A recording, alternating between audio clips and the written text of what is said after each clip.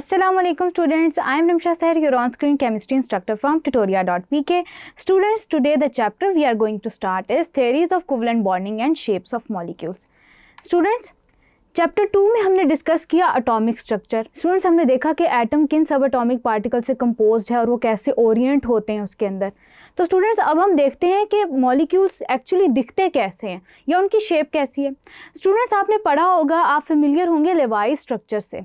Students, ये जो लेवाई structures थे ये कोवेलेंट बॉन्ड को एक्सप्लेन करते थे और कोवेलेंट बॉन्ड के बारे में बताते थे कि ये as a result of shared pair of electron बनते हैं और एज अ रिजल्ट इन्होंने मुख्तलिफ स्ट्रक्चर्स दिए जो कि आप अपने सामने स्क्रीन पे देख सकते हैं। जैसे बेरिलियम डाइक्लोराइड का स्ट्रक्चर आपके सामने है, बोरेन का, मीथेन का स्ट्रक्चर है, अमोनिया का है, वाटर का है, हाइड्रोफ्लोरिक एसिड का है और बिल्कुल इसी तरह हाइड्रोक्लोरिक एसिड का। स्टूडेंट्स, ये स्ट्रक्चर तो उसने दे दिया, लेकिन हम ये नहीं बता सकते कि ये ज्योमेट्री कैसी पोजेस करते हैं। यानी कि स्टूडेंट्स, लेवाई स्ट्रक्चर्स इनफ नहीं है ये एक्सप्लेन करने के लिए कि ज्योमेट्रीज कैसी पोजेस करते हैं आपके मॉलिक्यूल्स। तो स्टूडेंट्स, हम वन बाय वन डिस्कस करते हैं कि शेप्स ऑफ मॉलिक्यूल्स कैसी हैं हमारे पास, और स्टूडेंट्स हम डिस्कस करेंगे आगे पोर्शन में कि हमारे पास कोवेलेंट बॉन्ड किस नेचर का होता है और किस तरह इसको मॉलिक्यूल पोजेस करते हैं। So let's get started. Student, सबसे पहले हम शेप ऑफ मॉलिक्यूल स्टडी करते हैं। Shape of molecule student study करने के लिए हमारे पास जो सबसे पहली थ्योरी है, जो कि वाहिद थ्योरी हमने डिस्कस करनी है, वो है the valence shell electron repulsion theory. सबसे पहले स्टूडेंट्स इसके टाइटल को थोड़ा सा डिस्कस कर लेते हैं। वैलेंस शेल इलेक्ट्रॉन यानी कि जो आपके वैलेंस शेल के इलेक्ट्रॉन्स होते हैं, आउटर इलेक्ट्रॉन्स। इलेक्ट्रॉन पेयर का मतलब है स्टूडेंट्स आपके पास किसी भी मॉलिक्यूल के अंदर दो तरह के इलेक्ट्रॉन पेयर्स होते हैं। एक होते हैं बॉन्ड पेयर, एक होते हैं lone pairs. Students, bond pair वो होते हैं जो कि बॉन्डेड एटम्स पोजेस कर रहे होते हैं आपके मॉलिक्यूल के अंदर, यानी कि बॉन्डेड इलेक्ट्रॉन्स से वो कंपोज्ड होते हैं। और students, loan pair of electrons वो होते हैं जो कि बॉन्डिंग में पार्ट नहीं ले रहे होते डायरेक्टली, लेकिन स्टूडेंट्स वो आपकी शेप मॉलिक्यूल की कैसे अफेक्ट कर रहे होते हैं, इसको हम इस थ्योरी में स्टडी करेंगे। रिपल्जन का मतलब ये है कि यानी कि आप ये कह सकते हैं कि कहीं ना कहीं ज्योमेट्री में रिपल्जन का पार्ट है, वो कैसे इसको डिस्कस करते हैं।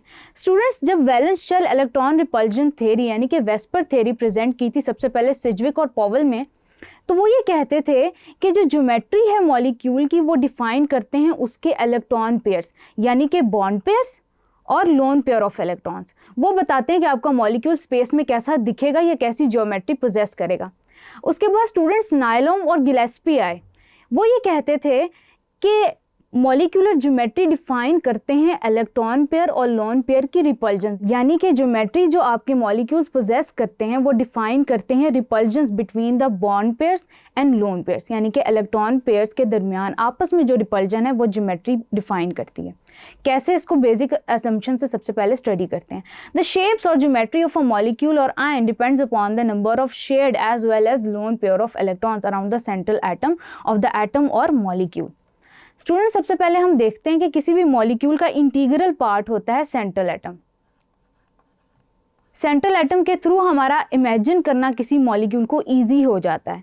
अब ये सेंट्रल एटम है, इसके गिर्द स्टूडेंट फॉर एग्जांपल कोई भी लीनियर मॉलिक्यूल है, जैसे कि बेरिलियम क्लोराइड हो गया, तो फॉर एग्जांपल यहाँ मैं ये कह सकती हूँ कि बेरिलियम सेंट्रल एटम है और क्लोरीन मॉलिक्यूल्स उसके इर्द गिर्द बॉन्ड पेयर बना रहे हैं, यानी कि बेरिलियम का स्ट्रक्चर कुछ ऐसा होगा बेरिलियम क्लोराइड का। अब स्टूडेंट्स, बेरिलियम क्लोराइड में ये जो क्लोरीन एटम्स हैं ये बॉन्ड पेयर्स पोजेस कर रहे हैं। अब इस मॉलिक्यूल के अंदर लोन पेयर नहीं है, और अगर लोन पेयर हो तो वो कुछ ऐसे मैक्सिमम डिस्टेंस पे अपने आप को अरेंज करेगा। तो स्टूडेंट्स, सबसे पहले हम पोस्टुलेट डिस्कस करते हैं वन बाय वन।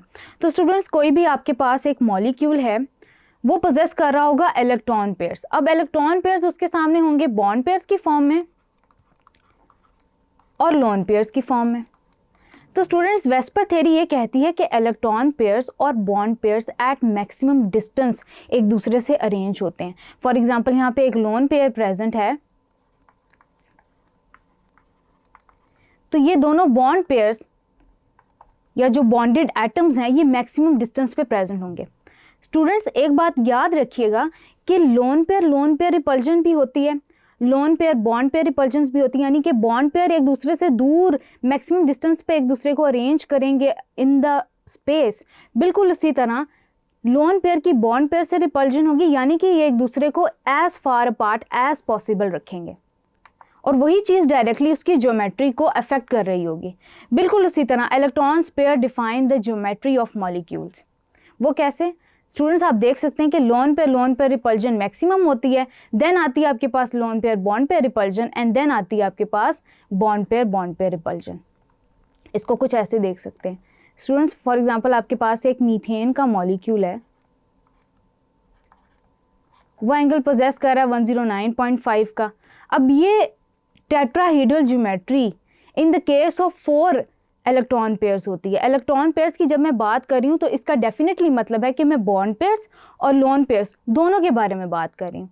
अब यहाँ पे स्टूडेंट्स अगर अमोनिया आ जाता है तो अमोनिया पे क्या होता है कि एक लोन पेयर है जबकि 3 बॉन्ड पेयर हैं। इसी तरह वाटर मॉलिक्यूल आ जाता है। वाटर मॉलिक्यूल के ऊपर स्टूडेंट्स 2 लोन पेयर हैं और 2 बॉन्ड पेयर हैं, यानी कि इन तीनों को अगर देखा जाए तो इनमें एक चीज सिमिलर है, वो ये है कि 4 इलेक्ट्रॉन पेयर्स पोजेस करते हैं।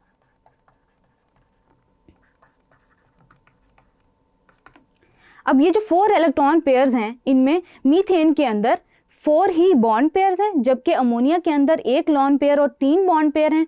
बिल्कुल इसी तरह वाटर के अंदर 2 लोन पेयर और 2 बॉन्ड पेयर हैं। अब स्टूडेंट्स आप देख सकते हैं कि कैसे ज्योमेट्री अफेक्ट हो रही है एज अ रिजल्ट ऑफ रिपल्जेंस। यहाँ पे बॉन्ड पेयर्स ने एक दूसरे को मैक्सिमम डिस्टेंस पे रखा हुआ है। देन उसके बाद स्टूडेंट्स आप देख सकते हैं कि एक लोन पेयर की प्रेजेंस से कैसे बॉन्ड एंगल श्रिंक हो गया पूरे मॉलिक्यूल का, यानी कि लोन पेयर और bond pair repulsions are fairly greater as compared to that of bond pair repulsions. इसी तरह स्टूडेंट्स 2 लोन पेयर की प्रेजेंस किस तरह से बॉन्ड एंगल को डिस्टॉर्ट कर रही है, बॉन्ड एंगल को रिड्यूस कर रही है, ये आप देख सकते हैं। इट मीन्स कि हम ये कह सकते हैं कि सबसे ज़्यादा रिपल्जन जो पोजेस करते हैं वो लोन पेयर करते हैं। इलेक्ट्रॉन क्लाउड ज़्यादा स्प्रेड आउट हो जाता है। उसके बाद आती है बारी लोन पेयर और बॉन्ड पेयर की, देन एंड पे आते हैं bond pair repulsion.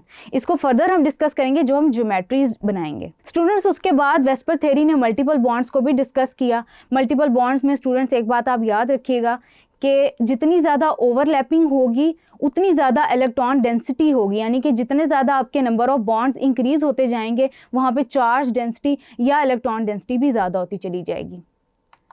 Students application of VSEPR theory में डेप्थ में जाने से पहले या 1 बाय 1 उनको डिस्कस करने से पहले मैं डिफाइन करना चाहती हूँ कुछ बातें। स्टूडेंट्स जो हम यहाँ पे नॉमेनक्लेचर लेके चल रहे हैं कुछ ऐसा होगा कि मैं सेंट्रल एटम को ए से रिप्रेजेंट कर रही हूँ, जबकि जो हमारे नंबर ऑफ इलेक्ट्रॉन पेयर्स हैं उनको बी से रिप्रेजेंट कर रही हूँ।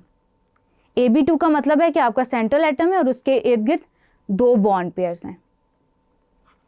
इसी तरह AB3 का मतलब है 3 इलेक्ट्रॉन पेयर्स हैं। AB4 का मतलब है 4 इलेक्ट्रॉन पेयर्स हैं। AB5 का मतलब है 5 इलेक्ट्रॉन पेयर्स हैं और AB6 का मतलब है कि 6 इलेक्ट्रॉन पेयर्स हैं, यानी कि B number of electron pairs को रिप्रेजेंट कर रहा है। अब ये इलेक्ट्रॉन पेयर्स में बॉन्ड पेयर्स भी हो सकते हैं और लोन पेयर्स भी हो सकते हैं। AB3 में स्टूडेंट्स जब मैं लोन पेयर की बात करूंगी तो मैं कुछ ऐसे लिख रही होंगी, AB3 है तो AB2E, यानी कि 2 बॉन्ड पेयर हैं और एक लोन पेयर है इलेक्ट्रॉन्स का। AB4E में जब मैं लिखूंगी तो मैं ऐसे कुछ लिख रही होंगी, AB3E एक लोन पेयर के साथ, E का मतलब है लोन पेयर। AB2E2 लिखूंगी जब तो इट मीन्स के विद 2 लोन पेयर्स में बात कर रही हूँ। AB5E को हम सिंपल डिस्कस कर रहे हैं और AB6E को भी हम ऐसे ही एज इट इज़ डिस्कस कर रहे हैं विदाउट अ लोन पेयर। आपकी बुक्स में इतना ही मेंशन है।